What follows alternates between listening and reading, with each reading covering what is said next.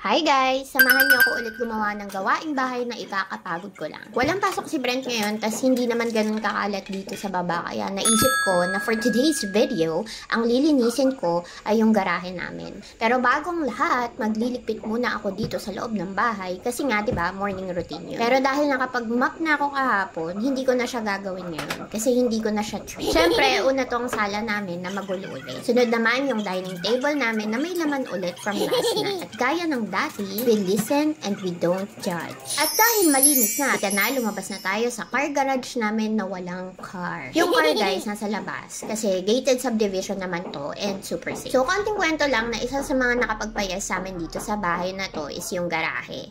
Kasi, pang 3-car garage siya.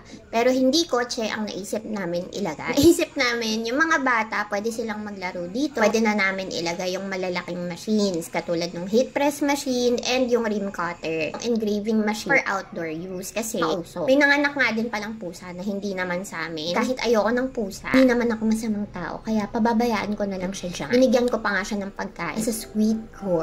O diba, ang dami nyo nang alam? But wait, there's more. Actually, hindi naman na ganong kakalat dito sa garahe. Unlike before. Kasi nung bagong lipat kami, lahat ng gamit dito muna nilalagay sa garahe. Kasi ang kabilin-bilinan ni Adam, bago ipasok sa loob ng bahay, kailangan punasan muna. So yun ang gagawin ko today. Umpisahan ko muna sa mga lamesa. Tatanggalin ko lang sa lamesa yung mga bagay na nakapatong na hindi naman dapat doon. Itatapon yung kailangang itapon. Itatago yung dapat itago. Tapos dahil medyo maalikabok sila, kailangan ko na lang din punasan para hindi mag-aaway. And tada! Malinis na!